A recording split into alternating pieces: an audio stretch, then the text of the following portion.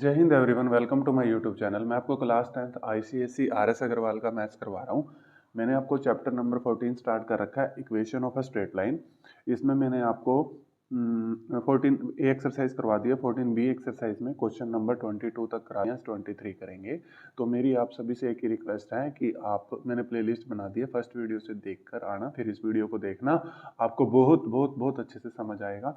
ठीक है, देखिए अब हम स्टार्ट करते हैं क्वेश्चन नंबर 23। ठीक है, इसमें भी मैं थोड़े बेसिक्स बताने की कोशिश करूंगा। ठीक है, देखिए क्वेश्चंस को हम इसको ब्रेक कर करके पढ़ेंगे। क्वेश्चन कह रहा है find the equation of the line.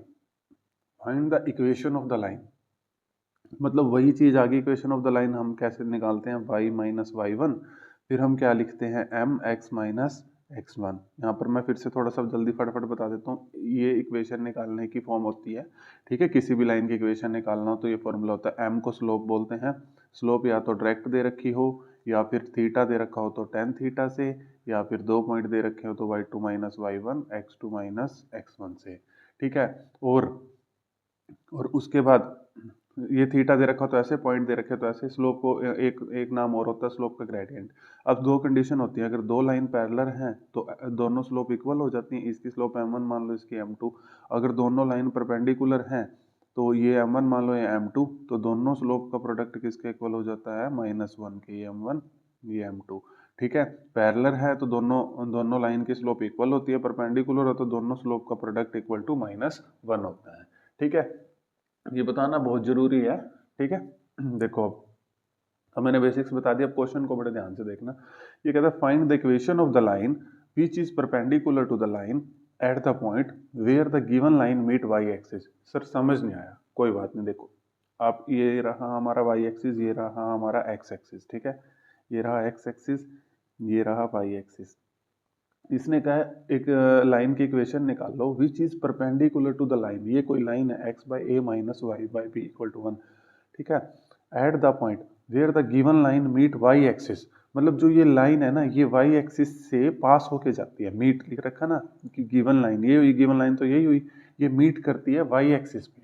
ठीक है, अब आप कहेंगे सर वाई एक्सिस पे मीट कर रही है, ऐसे भी जा सकती है, वाई एक्सिस पे मीट कर रही है, ऐसे भी जा सकती है, इस यहाँ से भी जा सकती है, इस वाई एक्सिस से भी, नेगेटिव से भी।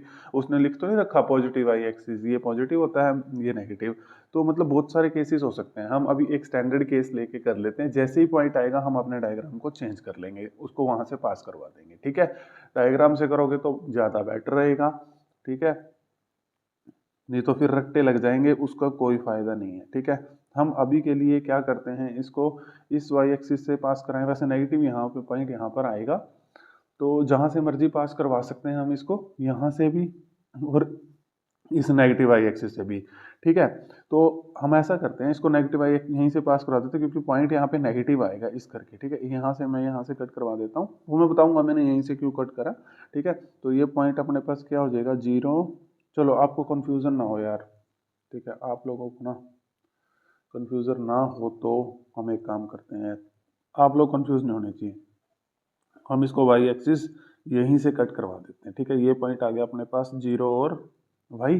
ठीक है, अब इसने कहा है इस वाई एक्सिस, जो अब लाइन है ना, जो लाइन है which is perpendicular to the, अब वो इस तरीके से परपेंडिकुलर है ये।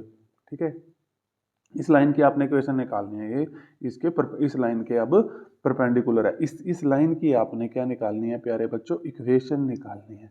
ठीक है, अब इस लाइन की इक्वेशन निकालने के लिए पॉइंट पता लग जाए, स्लोप पता लग जाए, तो सब समझ आ जाएगा। अब देखो, अब इस लाइन की स्लोप तो आपको दे रखी है, सॉरी इस लाइन की इक्वेशन आपको दे रखी है, स्लोप नहीं, स्लोप तो हम निकाल लेंगे। ठीक है, x by a minus y by b equal to 1। अब बड़े ध्यान से देखो, घबराना मत। ठीक है, अब यह देखो, इस लाइन का एक तो हमें पॉइंट चाहिए। ठीक है, देखो पॉइंट भी नहीं दे रखा इस बार, और स्लोप भी नहीं दे रखी। जैसे ही पॉइंट और स्लोप मिलेगा यहाँ पुट कर देंगे, हमारे पास इक्वेशन ऑफ लाइन आ जाएगी। अब बड़े ध्यान से देखना, अब इस लाइन, जब मैंने आपको एक चीज सिखा रखी है, इस लाइन की स्लोप निकालते हैं। पहले एक एक चीज को ध्यान से क्लियर करते हैं। X by a y by b equal to 1, मैंने आपको बहुत बढ़िया फॉर्मूला सिखा रखा है। जब आपको लाइन दे रखी हो तो लाइन की स्लोप किस तरीके से निकालते हैं। ठीक है, इसको क्या मानना चाहोगे आप, इसको m1 मानना चाहोगे, इस लाइन की स्लोप को आप m2, मान लो, ठीक है। तो इसको m2 मानोगे तो यहाँ पे m2 लिख दो। लाइन की स्लोप कैसे निकालते हैं, देखो अब टीचर आपको ऐसे भी बताएंगे y is equal to m x plus c, में पहले इसको कन्वर्ट कर लो, वो थोड़ा सा लंबा प्रोसीजर हो जाता है। हम डायरेक्ट कैसे निकालते हैं, minus coefficient of x, coefficient of x क्या है 1/a, अब यहाँ पे क्या है देखो 1/a, तो 1/a divide by coefficient of y, coefficient of y क्या है 1/b, माइनस भी है ना, माइनस 1/b, माइनस है माइनस तो कट जाएगा।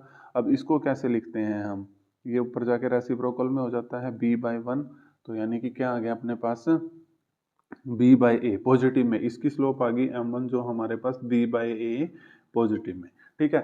लेकिन आप कहेंगे सर हमें तो ये वाली स्लोप चाहिए, आपको पता है अब ये लाइन इस लाइन के परपेंडिकुलर है, तो इस कंडीशन के पास चाहिए, है ना। उसमें क्या होता है m1 dot m2 is equal to -1। अब m1 अपने पास आया है b/a, ठीक है, यहाँ से m2 निकाल लेते हैं, a उधर जाएगा तो -a/b, तो इसकी स्लोप तो आ गई प्यारे बच्चों, m2 तो आ गया -a/b, ठीक है, b इधर आ गया, a उधर चला गया, तो -a/b। अब आपके पास स्लोप आ गई, अगर आपको पॉइंट पता लग जाए तो आप आराम से इस लाइन की क्या निकाल देंगे, इक्वेशन निकाल देंगे जो इसने पूछी है, ठीक है। अब देखिए अब हमने क्या करना है, ये पॉइंट निकालने। अब मेरे को एक बात बताओ, एक बात बताओ मेरे को कि अब ये जो पॉइंट है इसी लाइन से पास कर रहा है, तो ये पॉइंट इस लाइन को सेटिस्फाई करेगा, 100% सेटिस्फाई करेगा, ठीक है। तो ये था x/a minus y/b equal to 1। अब यहाँ पे x की वैल्यू कितनी है 0, यहाँ पे x की वैल्यू 0 पुट करो, 0 करोगे तो 0/a सारा 0 ही हो जाएगा, माइनस y/b इक्वल टू 1। अब आपके पास रह जाएगा minus y/b is equal to 1, इसको इधर शिफ्ट कर दो, y is equal to -b, y is equal to -b, यानी कि अब आपके पास पॉइंट आ गया 0 और -b। देखो अब डियर स्टूडेंट आप सभी को समझ आ गया कि ये लाइन यहाँ से पास कर रही थी, कहाँ से पास कर रही थी ये लाइन, यहाँ से, जो मैंने पहले बनाया था ना। दोबारा बनाते हैं डायग्राम को, टीचर भी खुश हो जाएगा जो एग्जाम आपको चेक करेगा कि बच्चे को कितनी कंसेप्चुअल नॉलेज के साथ वो ये क्वेश्चन को करके गया है। यहाँ से पास होगी तो यहाँ से पास होगी तो 0 और -b, और इसके परपेंडिकुलर ये लाइन रही, इसकी स्लोप को हमने m1 माना था, इसको हमने m2 माना था, जो हमारा m2 आया था -a/b आया था वो हमने निकाल लिया था ना, m1 आया था b/a आया था, उसको लिखने की जरूरत नहीं है, स्लोप भी पता लग गया, पॉइंट भी पता है, देखो इस ये लाइन का ये पॉइंट भी पता लग गया, स्लोप भी, यहाँ पुट कर दो इक्वेशन आ जाएगी, ठीक है। देखो पुट कर देते हैं y माइनस y1, ठीक है, m2 x minus x1, y minus y1, y1 कितना है -b, तो ये हो जाएगा +b, m2 कितना है -a/b, x माइनस x1 कितना है 0, ठीक है स्टूडेंट्स। अब देखिए है ना, आप सभी को अच्छे से समझ आ रहा है, y प्लस b ये हो जाएगा -ax, और b आ जाएगा इधर, तो ये हो जाएगा yb plus b square is equal to -ax को इधर बुला लो, तो ax plus by plus b square is equal to 0, ये आपके पास सुंदर सी इक्वेशन आ गई है जी, ठीक है। ये आपके पास इक्वेशन आ गई ax प्लस by, चेक कर लेना क्वेश्चन नंबर 23 है, ठीक है, ax plus by plus b square is equal to 0, ठीक है। मैंने एक एक स्टेप को समझाने की कोशिश करी है, ठीक है। अगर अभी भी आपको कोई डाउट रह गया हो तो कमेंट बॉक्स में मेरे को बता देना। ये नोट्स बना लिया करो, ठीक है, स्क्रीनशॉट मत लिया करो, नोट्स बना लिया करो अच्छे से, पढ़ने के बाद अपनी बुक में से खुद करके इसको नोट कर लिया करो, ठीक है, एग्जाम वाले दिन काम आएंगे। फिर ऐसे आप इतने सारे वीडियोस को नहीं देख पाएंगे, क्योंकि वीडियो इसमें बताने में बहुत टाइम लग जाता है, एक कंसेप्ट को बताने में, ठीक है। एक क्वेश्चन में 3-4 कंसेप्ट होते हैं, तो मेरा टारगेट यही होता है कि उनको बार बार बताया जाए, बार बार, जैसे मैं ये हर वीडियो में लिख देता हूँ ना, तो इससे क्या होगा, अब हर एक वीडियो को देख रहे हो, आपका मतलब ये बिल्कुल याद ही हो जाएगा, आपको याद करने की जरूरत पड़ेगी नहीं, आपके माइंड में छप ही गया होगा अब तक ये, ठीक है। अगर आप फर्स्ट वीडियो से देख रहे हो तो बिल्कुल माइंड में छप चुका है ये, ठीक है। अब क्वेश्चन नंबर 24 देखिए, यहाँ पे मैंने एक चीज भी लिख रखी है वो भी बताऊंगा, ठीक है। क्वेश्चन नंबर 24 वेरी इंपॉर्टेंट, ये मैं करा देता हूँ, और क्वेश्चन नंबर 25 बिल्कुल सेम है, थोड़ा सा फर्क है, मैं वो आपको होमवर्क के लिए दूंगा, ठीक है। फर्क क्या है वो समझाने के बाद होमवर्क के लिए दूंगा। इस क्वेश्चन को बड़े प्यार से समझने की कोशिश करेंगे। ठीक है, देखो इसने कहा है पॉइंट बी 7 और 3, पॉइंट डी 0 और -4 are two opposite vertices of a rhombus A B C D. Okay, एक रोम्बस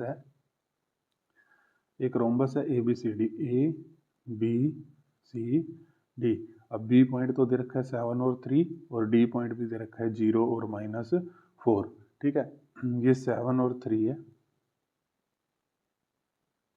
ठीक है, बी पॉइंट 7 और 3 है। और अब क्वेश्चन को बड़े ध्यान से करेंगे। इसने कहा बी और डी टू अपोजिट वर्टिसेस थे। यस, अपोजिट इनको वर्टेक्स बोलते हैं और सबको मिला के वर्टिसेस बोलते हैं, अगर किसी बच्चे को नहीं पता तो। Find the equation of diagonal AC, इसकी इक्वेशन कह रहा है। ठीक है, इस डायगोनल एसी की क्या कह रहा है, इक्वेशन कह रहा है। तो इक्वेशन क्या होती है प्यारे बच्चों, y minus y one is equal to m x minus x one. एक तो हमें स्लोप पता लग जाए और एक हमें पॉइंट पता लग जाए। अभी तक हमें कुछ भी नहीं पता भाई साहब, कुछ भी नहीं पता इस लाइन का हमें। ठीक है, तो अब एक रोम्बस की कंडीशन होती है जो मैंने अपने डियर स्टूडेंट्स के लिए यहाँ पर लिख रखी है। रोम्बस की कंडीशन ये होती है, diagonal of a rhombus bisect each other eight right angle. Rhombus की भी यही होती है, स्क्वायर की भी यही होती है। अगला क्वेश्चन स्क्वायर लिख दिए, अगले क्वेश्चन में रोम्बस की जगह सिर्फ स्क्वायर लिख देगा, बाकी सारा ऐसे कैसे करना है वो आपका होमवर्क है। डायगोनल और रोम्बस दोनों की यही इक्वेशन होती है, यही कंडीशन होती है, डायगोनल ऑफ अ रोम्बस या फिर square bisect each other at an right angle. Bisect करते हैं ये, ठीक है, बाइसेक्ट कर रहे हैं यानी कि इक्वल है, यानी कि ये मिड पॉइंट हो जाएगा। बाइसेक्ट कर रहे हैं, ठीक है, ये मिड पॉइंट हो गया। और राइट एंगल पे बाइसेक्ट करते हैं, किस पे, राइट एंगल पे। ठीक है, ये इसके इक्वल है, ये इसके इक्वल है, तो ये मिड पॉइंट हो गया। ठीक है, तो अब हमें पॉइंट तो पता लग गया। ठीक है, 90 राइट एंगल मतलब 90 डिग्री पे। ठीक है, तो हमें ये भी देखो, हमें एक चीज ये पता लगी, ये पॉइंट भी पता लग गया और हमें ये भी पता लग गया ये लाइन इस लाइन के परपेंडिकुलर भी है। तो परपेंडिकुलर स्लोप वाली कंडीशन को भी यूज कर लेंगे। अभी एक एक चीज, अभी ये वाला पॉइंट निकालते हैं, ये पॉइंट हम फाइंड आउट करते हैं। देखो हमें पता लग गया ये मिड पॉइंट है, इस पॉइंट को हम एम मान लेते हैं। ठीक है, अब मिड पॉइंट है, कैपिटल एम मान लिया मैंने। ठीक है, ये मिड पॉइंट है, किसका मिड पॉइंट है, बी डी का। ठीक है, ये इसको हम फाइंड कर लेते हैं। इस पॉइंट को मैं मान लेता हूँ एक्स और वाई। ठीक है, लिख देता हूँ M is mid point of point B D. ठीक है, चलो अब हम इसका ये एक्स की वैल्यू, मिड पॉइंट का फॉर्मूला क्या होता है, x one plus x two divide by two. ठीक है, 0 प्लस 7 डिवाइड बाई टू, तो 0 प्लस 7 7 7 बाई टू आ जाएगा। वाई निकाल लेते हैं, y one -4 plus y two 3 divide by two, -4 plus 3 -1 by two. ठीक है, तो हमारे पास ये मिड पॉइंट, ये पॉइंट आ गया अपने पास, क्या आ गया, 7/2 और -1/2। ठीक है, ये पॉइंट आ चुका है। अब डियर स्टूडेंट्स, अब पॉइंट आ चुका है और दोनों लाइन आपस में परपेंडिकुलर है। अब हमें एसी लाइन की उसने कहा था इक्वेशन निकाल दो। अगर अब एसी पॉइंट तो आ चुका है, देखो ये x1 है, ये y1। अगर हमें एसी लाइन की स्लोप पता लग जाए तो क्वेश्चन खत्म। तो देखो आपको पता है, आप डीबी की स्लोप बीडी की स्लोप निकाल लो ना, फिर आप ये वाली कंडीशन लगा लेना, m1 और m2 किसके इक्वल होता है, -1 के। तो हम बीडी की स्लोप निकाल लेते हैं, स्लोप ऑफ बीडी। ठीक है, स्लोप ऑफ बीडी निकाल लेते हैं। तो इसको हम x1 y1 मान लेते हैं, इसको x2 y2। तो कैसे निकलती है वो, y2 माइनस y1। तो ये x1 y1, ये x2 y2 लिख लेना। तो x1 y1 लिख दूं क्या, चलो लिख देता हूँ यार, आपको दिक्कत ना है। x1 y1 x2 y2, तो y2 माइनस y1, y2 कितना है -4, y1 कितना है 3, तो -3। x2 कितना है 0 और x1 कितना है -7। ठीक है, तो 7 था ना, तो माइनस फॉर्मूले का था, तो -4 -3 -7 डिवाइड बाई -7 कट गया, तो ये आ गया 1। तो इस BD की स्लोप तो आ गई -1। ठीक है, इस BD की स्लोप तो आ गई -1, इसको m1 मान लो। ठीक है, और इस लाइन की स्लोप को जो हमें रिक्वायरमेंट है m2 मान लो, यहाँ पर भी m2 लिख दो। ठीक है, अब देखो अब इसकी स्लोप तो आ गई। अब आपको एक कंडीशन पता है, ये वाली m1 आया, कितनी आई है, एक मिनट स्टूडेंट्स, 1 आई है।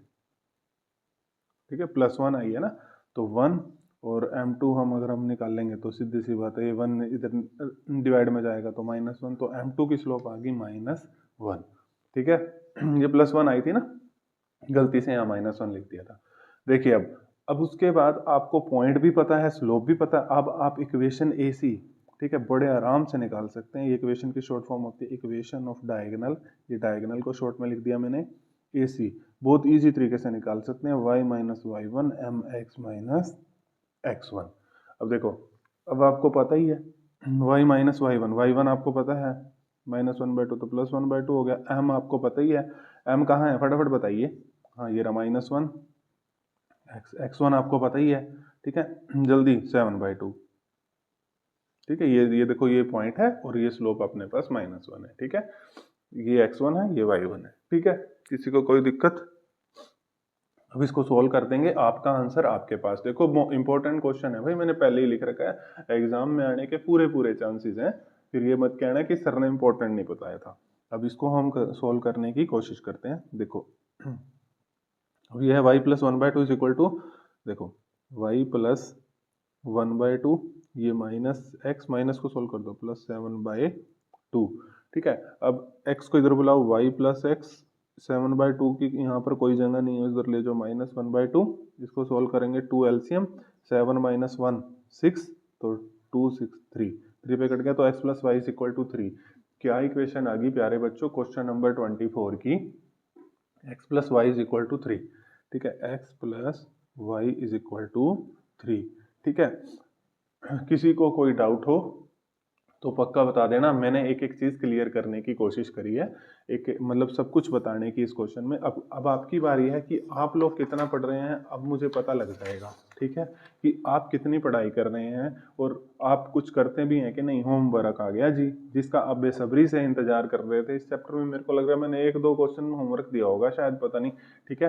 अब देखो आसान बिल्कुल वैसे ही करना है, मैं फिर भी आपको होमवर्क भी समझा के जाऊंगा। The point A 1 3 and C 6 or 8 are two opposite vertices of a square ABCD. Find the equation of the diagonal BD। भाई बिल्कुल वही बात है, स्क्वायर बना देंगे, ठीक है, स्क्वायर बना दिया। A B C D, A point दे रखा है 1 और 3 और सी पॉइंट दे रखा है 6 और 8। वही अब आपसे वही पूछ रहा है डायगोनल बीडी, इसकी पूछ रहा है इक्वेशन। देखो यार वही चीज तो होगी, बिल्कुल पीछे वाला क्वेश्चन हो गया। स्क्वायर में भी वही कंडीशन होती है, बाइसेक्ट करते हैं राइट एंगल पे, ठीक है। अब बताओ वही चीज तो होगी। इसको करवाने का कोई फायदा है तो मेरे को कमेंट बॉक्स में बता देना, ये आप बिल्कुल खुद कर लेंगे। अब कोई बच्चा किसी और बुक से देख रहा होगा तो वो इसका आंसर कैसे मैच करेगा, तो मैं इसका आंसर लिख देता हूँ, ठीक है ना। x + y, उसका आया था x + y is equal to 3, इसका आएगा x + y is equal to 9। मैंने आंसर लिख दिया है, ताकि कोई बच्चा और किसी बुक से, जैसे सेलिना की बुक होगी, उससे अगर मेरी वीडियोस को पढ़ रहा होगा तो उसको भी दिक्कत नहीं आनी चाहिए कि उसके पास आंसर ये होना चाहिए, ठीक है। तो ये आंसर मैच कर लेना डियर स्टूडेंट्स, ठीक है। मुझे पता है आप पक्का करेंगे, अगर आप सीरियस एस्पायरेंट है तो आप जरूर 101% इस क्वेश्चन को करेंगे। अब क्वेश्चन नंबर 26, एक क्वेश्चन और देख लेते हैं, ठीक है, अगर आप कहते हो तो। देखो जी, ये सेंट्रोइड नहीं पीछा छोड़ रहा भाई, सेंट्रोइड हमारा वहां से स्टार्ट हो रखा है, ये सेक्शन एंड मिड पॉइंट फॉर्मूले से, ठीक है। इसने कहा ए बी सी, ए 1 और 4, बी 3 और 2, सी 7 और 5 are the vertices of a triangle ABC. Triangle ABC बना लीजिए, ये रहा पॉइंट ए, ये बी, ये सी। ट्रायंगल एबीसी, ए दे रखा है 1 और 4, बी दे रखा है 3/2, सॉरी 3 और 2, सी दे रखा है 7 और 4। ये कहता है are the vertices of a triangle ABC.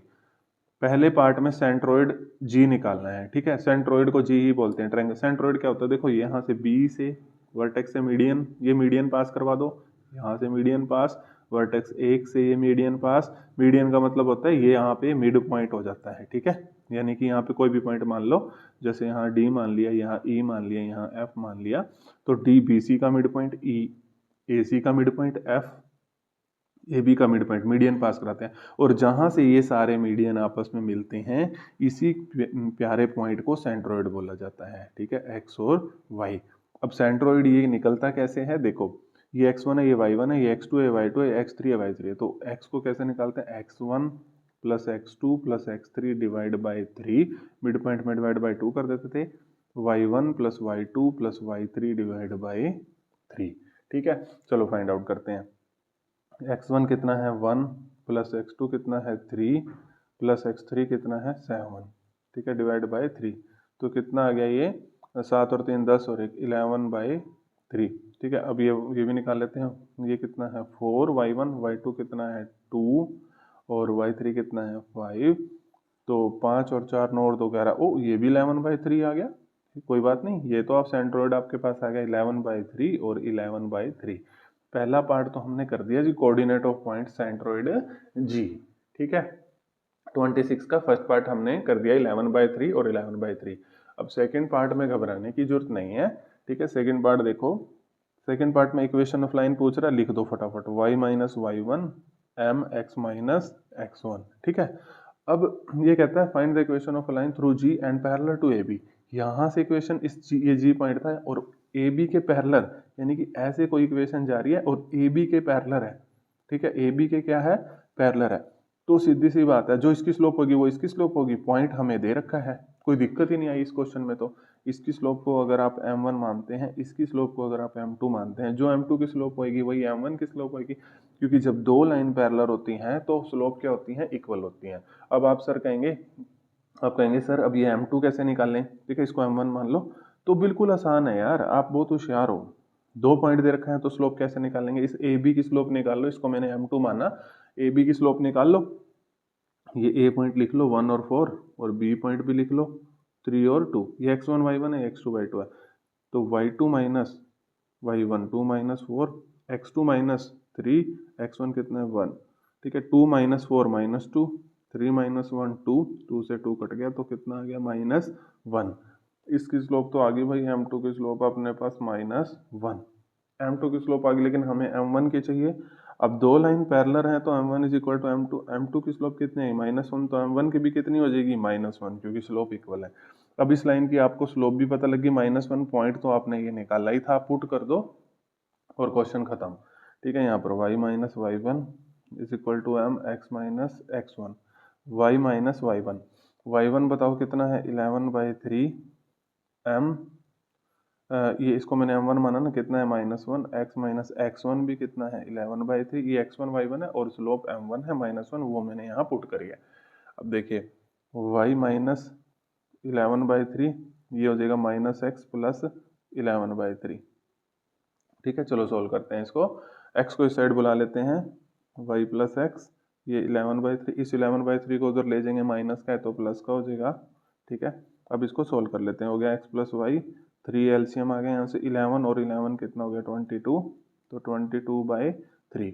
अब ये इस 3 भाई साहब को इधर भेज देते हैं, तो 3x और 3y, x और y से मल्टीप्लाई हो जाएगा इज इक्वल टू 22।